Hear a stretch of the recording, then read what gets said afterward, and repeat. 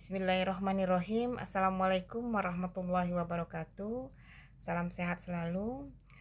Baiklah, perkuliahan kita pada hari ini akan membahas mengenai materi solusi mengatasi kesulitan belajar siswa dan memotivasi siswa. Pada materi sebelumnya sudah dijelaskan atau disinggung mengenai kesulitan belajar pada siswa. Untuk materi ini kita akan lebih detail lagi menjelaskan dan mengatasi serta solusi akan kita berikan bagaimana siswa-siswa yang mengalami kesulitan dalam belajar. Sebelumnya kita akan memahami pengertian daripada kesulitan belajar.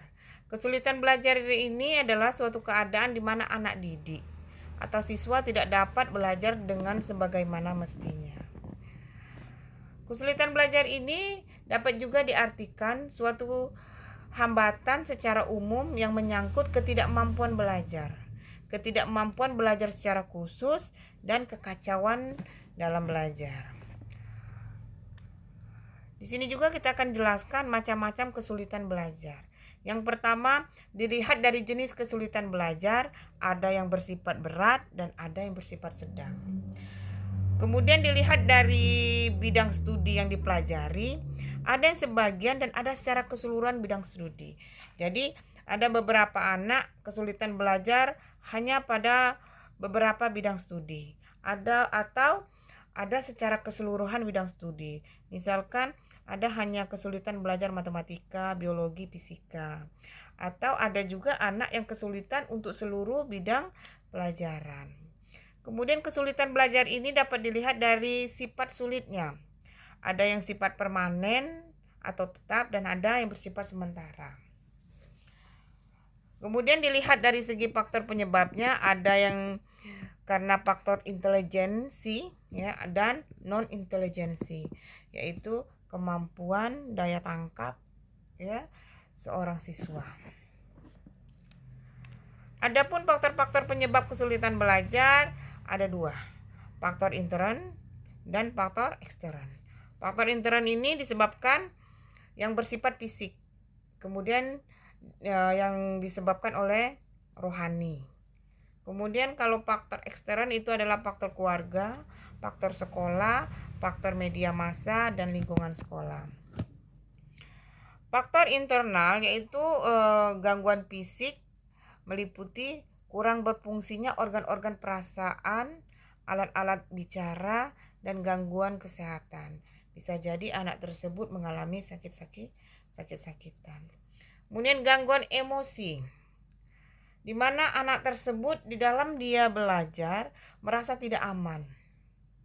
Kemudian dia kurang bisa menyesuaikan diri. Anak yang kurang bisa menyesuaikan diri dengan baik, kemudian pada orang, pada situasi maupun pada kebutuhan. Jadi ini dicirikan dengan anak-anak yang kurang bisa berinteraksi. Kemudian adanya perasaan tidak kompleks atau yang tidak karuan, perasaan takut yang berlebihan atau fobia, kemudian perasaan ingin melarikan dari masalah yang dialami. Kemudian gangguan emosional ini ketidakmatangan emosi. Sedangkan faktor-faktor eksternal itu meliputi keluarga, sekolah, dan media tadi. Ini faktor keluarga, belajar dan prestasi tidak mendapat penghargaan. Jadi anak sulit belajar, dia ngerasa ini tidak dapat penghargaan Kemudian tidak ada sikap positif orang tua terhadap karir anak, kurang perhatian. Ini keluarga ini kurang perhatian orang tua terhadap perkembangan belajarnya anak. Sehingga anak ini tidak terpacu, tidak termotivasi, sehingga dapat menyebabkan gangguan dalam belajar. Orang tua terlalu dominan dalam belajar anak, terlalu mendominasi. Jadi anak tidak diberi kebebasan, anak tidak bisa kreatif, jadi terlalu dikekang oleh orang tuanya. Kemudian adanya perebutan kekuasaan dalam keluarga. Ada perebutan kekuasaan dalam keluarga, sebagian kurang perhatian, ini berpengaruh juga. Kemudian status sosial ekonomi yang rendah. Anak-anak yang memiliki status sosial ekonomi yang rendah atau menengah ke bawah ini biasanya juga mengalami gangguan dalam belajar berhubungan dengan fasilitas yang dimiliki. Kemudian keluarga mengalami disfungsi dengan berbagai alasan. Ya. Jadi ini keluarga, ya, ada berbagai kondisi dalam keluarga tersebut sehingga dapat menyebabkan anak kesulitan dalam belajar. Kemudian faktor eksternal adalah di sekolah. Lingkungan sekolah tidak mendukung atau memberi penghargaan terhadap keberhasilan akademik. Jadi sekolah ini atau lingkungan sekolah, warga sekolah, guru, kepala sekolah atau teman-teman yang ada di sekolah, terkhusus warga sekolah, tidak ada dukungan, tidak ada penghargaan terhadap keberhasilan anak ini. Jadi sehingga anak ini malas, dapat menyebabkan kesulitan dalam belajar. Kemudian kurikulum tidak cocok dengan siswa. Nah, ini berhubungan dengan kurikulum, ini penting sekali karena berhubungan dengan materi yang akan diterima oleh siswa. Kemudian lingkungan kelas yang kaku dan otoriter. Ini di mana ini berhubungan dengan guru, ya. Ini di mana pihak sekolah, salah satunya ada guru yang cara mengajar, strategi, metode atau gaya dalam mengajar itu bersifat otoriter. Tidak memberi kebebasan anak sehingga anak tidak bisa kreatif, berinisiatif dan berinovasi. Penghargaan tidak dibuat untuk perbedaan individu. Jadi penghargaan tidak dibuat untuk perbedaan individu maksudnya seperti ini. Siswa yang rajin, siswa yang malas itu tidak ada perbedaan. Jadi sehingga anak ini tidak termotivasi. Dengan tidak termotivasi ini berhubungan sekali dengan kesulitan dari pelajar. Anak tidak terpacu untuk maju karena tadi tidak ada sebuah penghargaan. Kemudian gaya belajar siswa yang tidak cocok dengan cara mengajar guru. Jadi ini berhubungan sekali dengan guru, ya, sebagai pembimbing, pembina, pengarah, ya, di kelas. Jadi apabila kita ketahui apabila siswa tersebut tidak menyukai guru, berarti ini sangat berpengaruh proses pembelajarannya. Berpengaruh terhadap bagaimana siswa itu menerima pembelajaran. Berhubungan dengan kesulitan belajar. Jadi kalau guru menyampaikan materi atau pendekatan daripada guru ke siswa itu kurang baik, maka ini merupakan salah satu faktor yang menyebabkan kesulitan siswa dalam belajar. Kemudian media ini berhubungan dengan fasilitas, media pembelajaran juga bisa, fasilitas yang digunakan, ya. Kemudian teknologi yang berhubungan ini bisa juga yang dapat mempengaruhi siswa malas belajar. Ini yang berhubungan dengan anak yang lambat belajar. Ini beda dengan malas belajar dan lambat belajar, ya. Kalau yang siswa yang disebabkan siswa yang kesulitan belajar ada faktor-faktor penyebab tadi, eksternal dan internal. Kalau ini siswa atau anak yang lambat belajar adalah anak yang mengalami hambatan atau keterlambatan dalam pengembangan mental. Ini berhubungan dengan psikis juga, ya. Intelektual, kemampuan, daya tangkap, daya cipta, ini berhubungan sekali, ya. Jadi mengalami hambatan atau keterlambatan dalam perkembangan mental, di mana fungsi intelektual di bawah teman-teman seusianya. Nah, berhubungan dengan EQ. Disertai ketidakmampuan atau kekurangmampuan untuk belajar dan untuk menyesuaikan diri sedemikian rupa sehingga memerlukan pelayanan pendidikan khusus. Jadi ini perlu mendapat penanganan khusus atau bimbingan konseling, terutama anak-anak yang mengalami lambat belajar, bukan kesulitan belajar. Kalau lambat belajar ini berhubungan dengan fungsi dari keintelektualan, ya, kecerdasan otak. Tapi kalau tadi kesulitan belajar ada faktor-faktor penyebabnya, ya. Kalau ini berhubungan dengan fungsi otak atau kecerdasan, ya. Gejala anak yang lambat belajar yaitu keterlambatan, lambat dalam menerima pelajaran, lambat dalam mengelola pelajaran, lambat dalam membaca, lambat memahami bacaan, lambat bekerja, lambat dalam mengerjakan tugas. Kelainan tingkah laku yaitu tingkah laku yang tidak produktif dan memiliki kebiasaan jelek. gejala-gejalanya. Kemudian kurangnya kemampuan, yaitu kurangnya kemampuan konsentrasi. Jadi anak yang sulit konsentrasi itulah anak yang salah satunya adalah ciri anak yang lambat belajar. Kurang kemampuan mengingat, kurang kemampuan membaca, kurang kemampuan berkomunikasi. Kemudian memiliki prestasi yang rendah, yaitu prestasi belajar dan mengajar yang rendah. Faktor penyebab anak yang lambat belajar ini, pertama faktor eksternalnya itu faktor genetik, biokimia yang dapat merusak. Ya, genetik dari gen, berarti keturunan. Ini bisa berhubungan dengan sifat yang dibawa oleh kedua orang tuanya. Otak misalnya zat pewarna pada makanan, pencemaran lingkungan. Jadi faktor-faktor penyebabnya ini berhubungan dengan kecerdasan otak, di mana kecerdasan otak itu dapat menurun apabila menggunakan zat-zat kimia.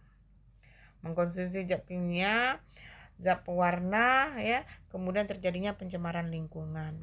Kemudian gizi yang tidak memadai ini dapat menyebabkan anak lambat dalam belajar, yaitu gizi yang kurang baik atau nutrisi yang asupan nutrisi di dalam tubuhnya itu kurang bergizi, ya, sehingga dapat mempengaruhi psikologis dan sosial anak yang merugikan perkembangan anak. Faktor penyebabnya merugikan perkembangan anak. Ini ada lagi faktor eksternal, yaitu penyebab utama itu problem anak lambat belajar.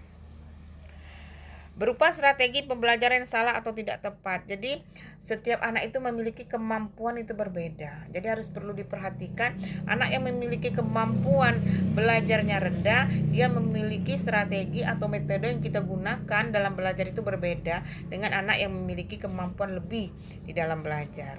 Kemudian pengelolaan kegiatan belajar yang tidak membangkitkan motivasi belajar anak. Ini faktor penyebabnya adalah faktor eksternal, sehingga anak itu tidak terpacu, tidak termotivasi untuk cepat belajar.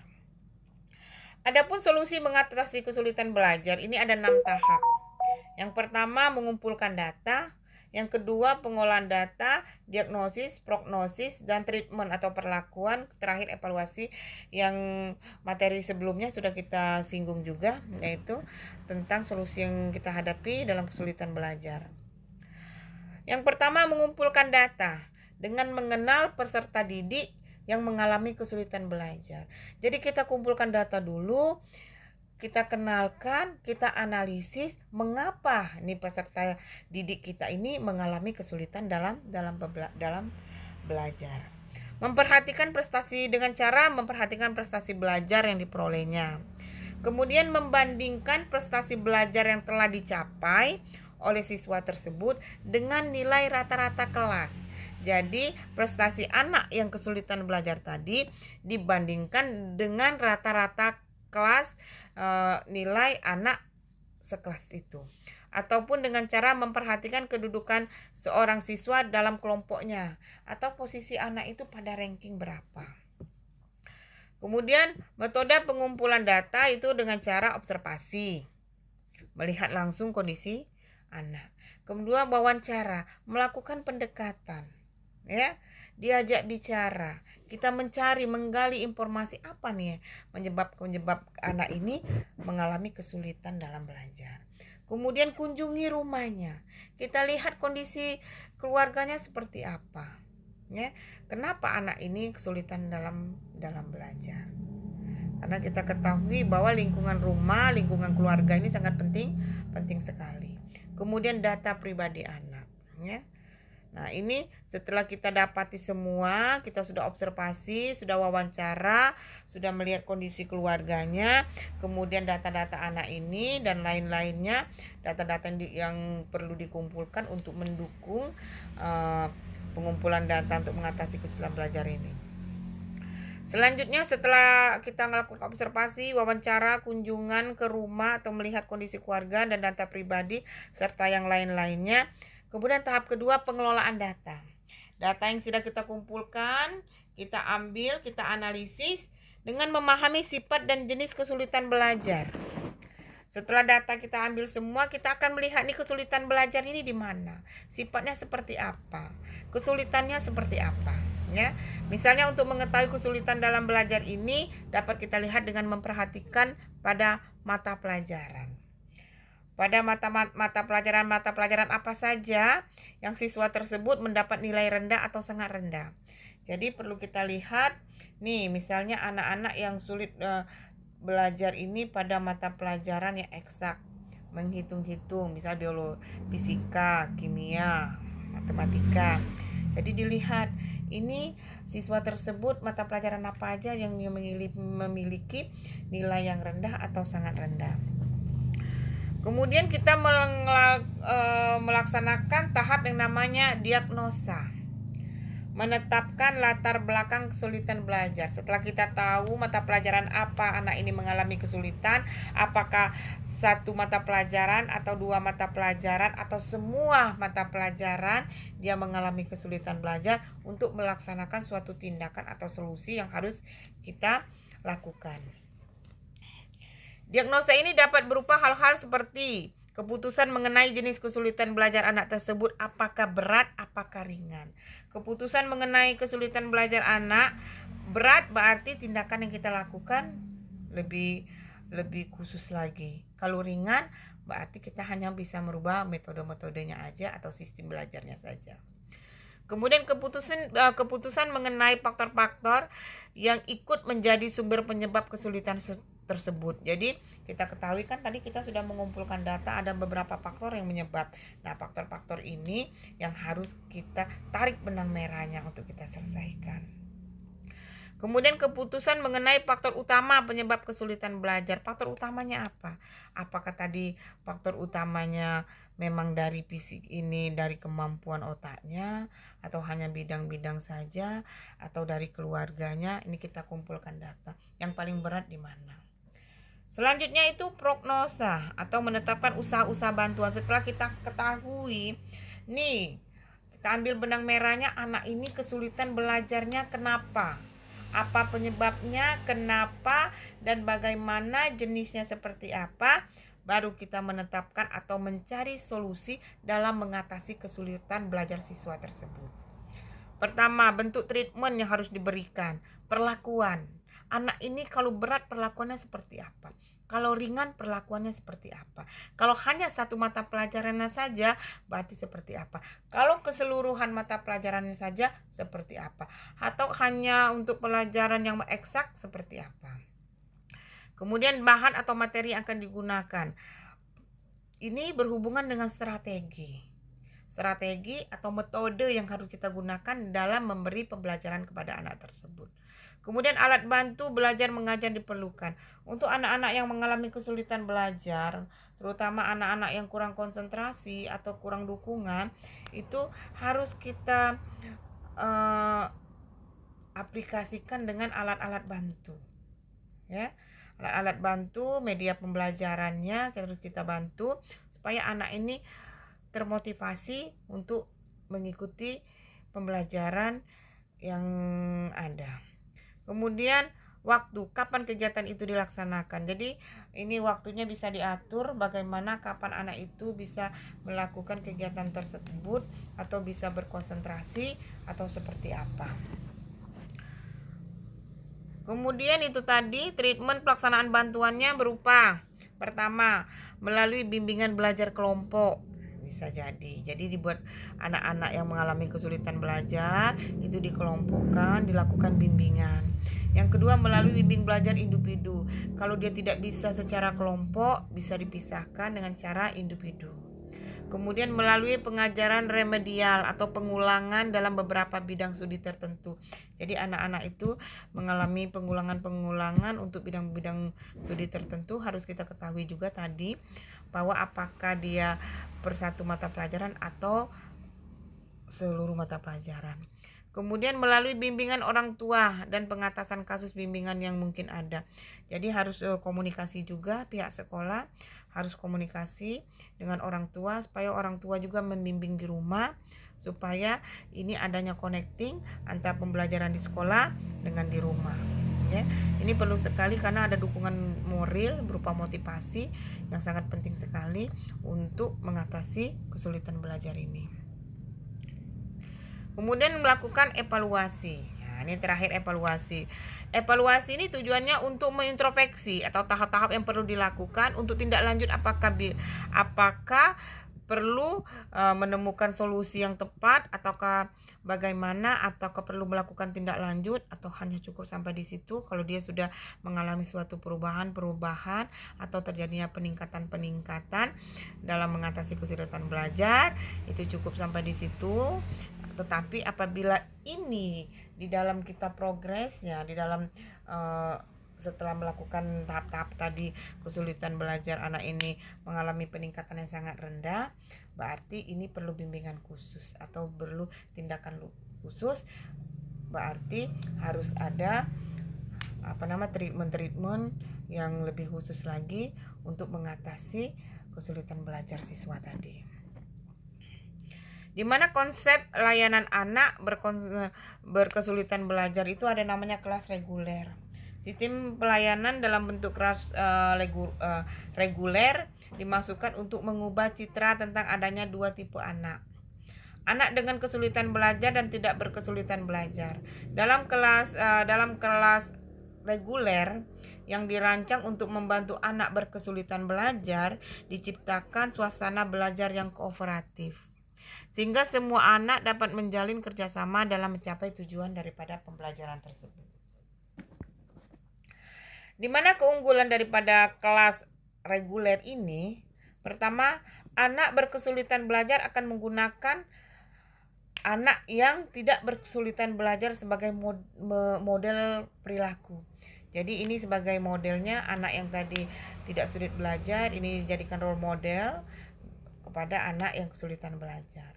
Kemudian mengelola anak yang berkesulitan belajar di kelas reguler lebih murah daripada menyediakan pelayanan atau situasi khusus.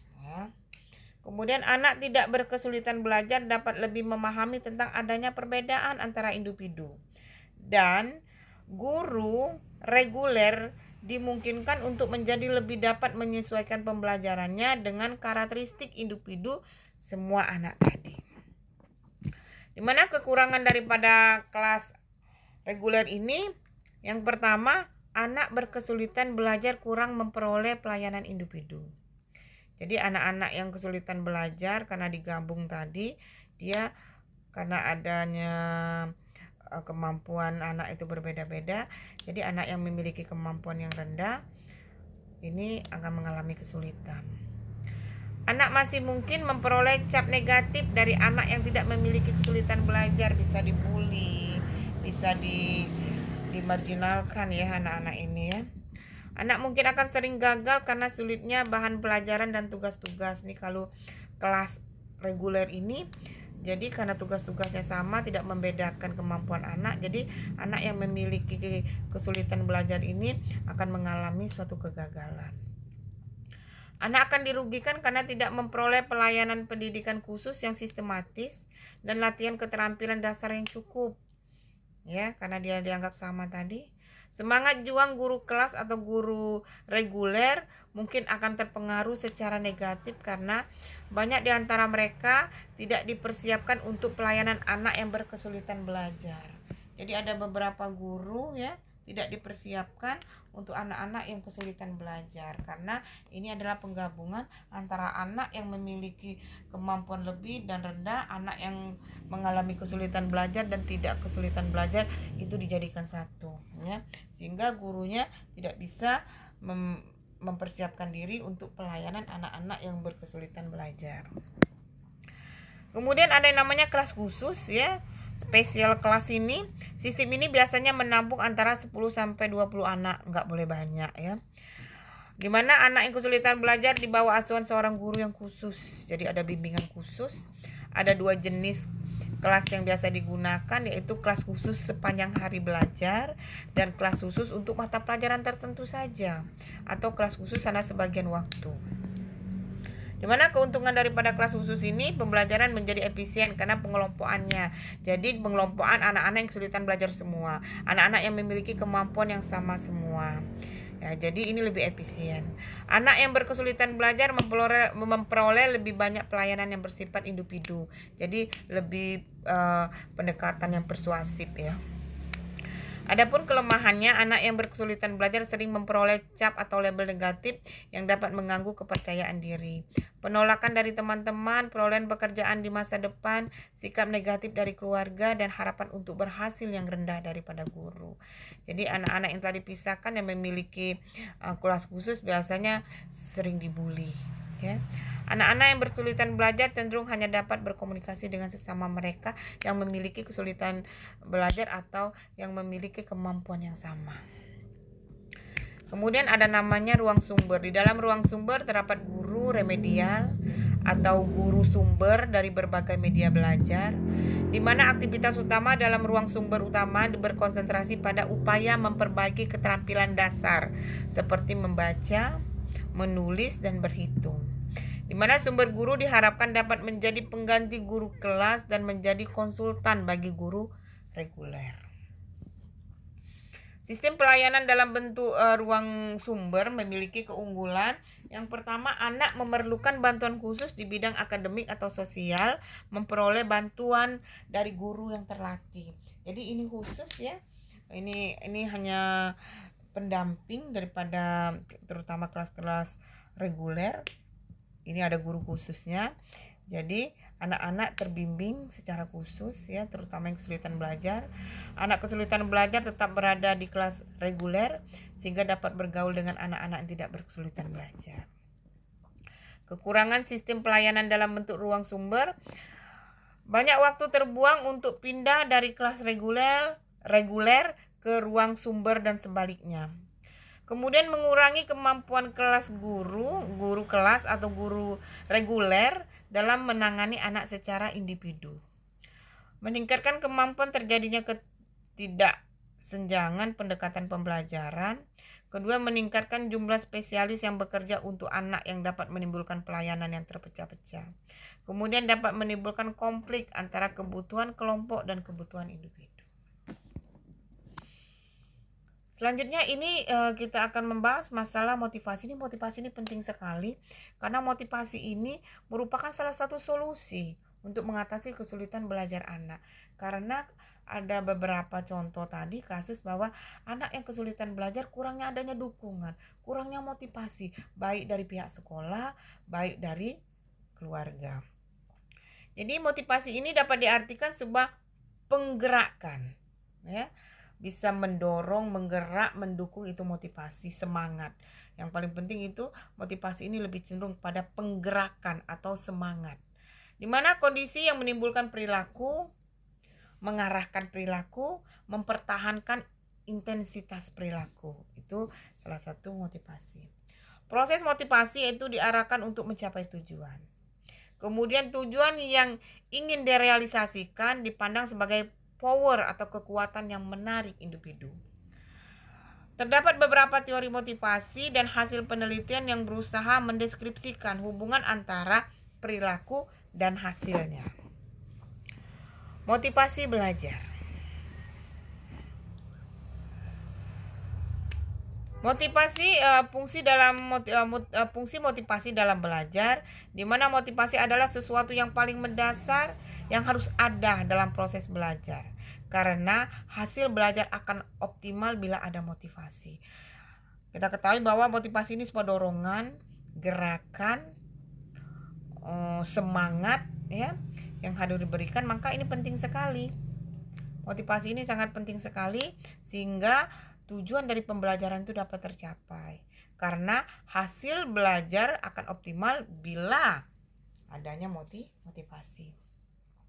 Kemudian motivasi selalu bertalian dengan suatu tujuan. Jadi motivasi ini penting sekali karena berhubungan dengan tujuan daripada pembelajaran tersebut. Fungsi motivasi yang pertama sebagai pendorong untuk membuat sesuatu dari setiap aktivitas yang dilakukan, mendorong supaya anak-anak itu semangat, terdorong, terdukungkan ya. Kemudian menentukan arah perbuatan, yakni ke arah tujuan yang ingin dicapai. Kemudian penyeleksian perbuatan, mendorong usaha untuk mencapai prestasi. Bentuk motivasi di sekolah yaitu motivasi anak tuh berbeda-beda. Motivasi tidak timbul tiba-tiba, tapi motivasi harus ditumbuhkan oleh seorang guru.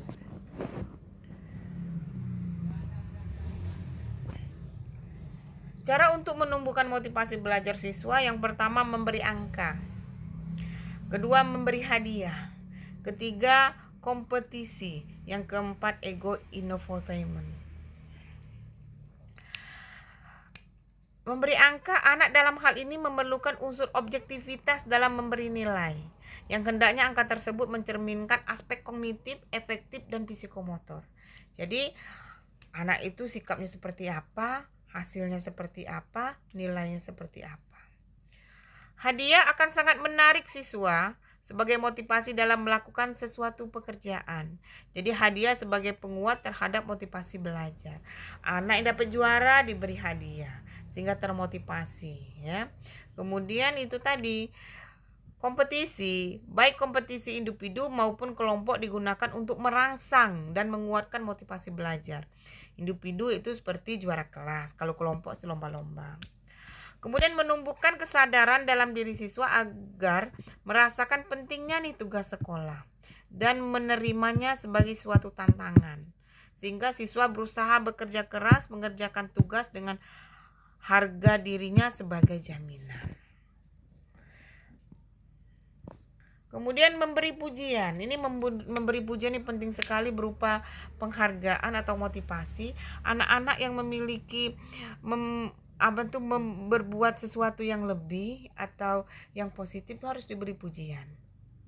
Secara psikologi, seseorang pasti akan lebih senang dipuji daripada dilecehkan atau dihina.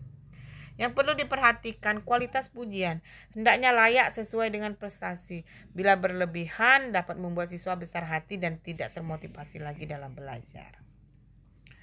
Teori motivasi, motivasi dan penguat, hadiah dan penguatan, yaitu pertama motivasi dan penguat. Nanti ada juga di sini masih ada nih kognitif, ya, teori atribusi, penghargaan diri sendiri. Teori motivasi, motivasi dan penguatan. Ya, ada beberapa ahli, ya, teori tingkah laku mengungkapkan tidak perlu memisahkan antara teori belajar dan motivasi. Siswa yang telah diberi penguatan untuk belajar seperti nilai atau pujian akan termotivasi untuk belajar, sedemikian juga siswa yang telah dihukum dalam belajarnya, maka tidak lagi termotivasi belajar. Kemudian hadiah atau penguatan, tidak ada jaminan apakah hadiah akan menjadi penguat yang efektif karena sebagai penguat ditentukan oleh pribadi dan situasi. Nilai penguatan dari hadiah tergantung pada banyak faktor. Kognitif, teori yang menerangkan tentang tingkah laku seseorang dengan memberi alasan untuk menunjukkan bahwa dirinya positif. Teori ini berpegang bahwa orang akan marah atau tidak senang jika nilai kepercayaannya ditentang oleh tingkah laku secara psikologis tidak konsisten untuk mengatasi untuk ketidaksenangan ini. Mengubah tingkah lakunya dengan memberi alasan yang kira-kira tidak masuk akal.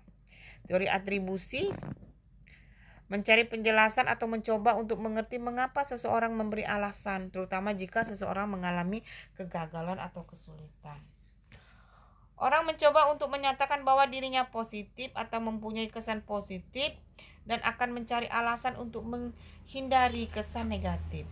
Teori ini berfungsi bagaimana siswa menginterpretasikan dan menggunakan umpan balik atas prestasi akademik mereka dan menyarankan kepada guru bagaimana mereka harus memberikan umpan balik yang dapat menimbulkan motivasi yang sangat besar bagi siswa tersebut. Ya, kemudian ini ada namanya teori menghargai dirinya sendiri. Teori ini menggabungkan komponen motivasi dengan persepsi yang menyebabkan sukses dan gagal. Seorang individu belajar dari persepsi masyarakat. Seorang individu belajar dari persepsi masyarakat bahwa seseorang dinilai karena prestasinya. Seseorang mempertahankan persepsi bahwa dia mempunyai kemampuan yang positif. Jika seseorang gagal dalam menjalankan tugas, persepsi orang bahwa dia tidak mampu. Kegagalan menciptakan perasaan dirinya tidak bahagia dan menolak dirinya sendiri. ya. Kemudian ada nama ekspektansi, teori motivasi, di mana hubungan antara kebutuhan dan tingkah laku adalah individu merespon terhadap kebutuhan yang muncul.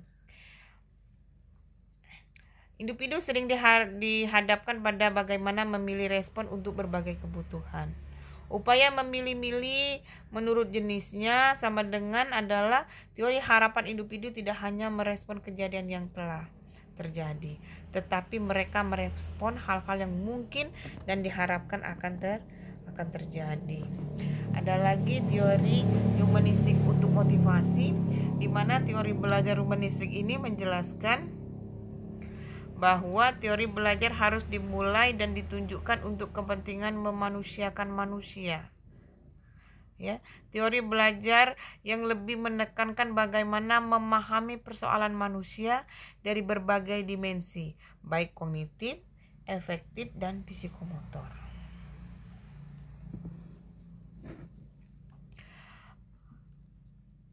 Menurut Ranson Rogers, ya, yang terpenting dalam proses pembelajaran adalah pentingnya pendidik memperhatikan prinsip-prinsip pendidikan dan pembelajaran, yaitu menjadi manusia berarti memiliki kekuatan yang wajar untuk belajar, di mana peserta didik tidak harus belajar tentang hal-hal yang tidak ada artinya. Kemudian peserta didik akan mempelajari hal-hal yang bermakna bagi dirinya. Kemudian mengorganisasikan bahan pembelajaran berarti mengorganisasikan bahan dan ide baru sebagai bagian yang bermakna bagi peserta didik. Belajar yang bermakna dalam masyarakat modern berarti belajar tentang proses.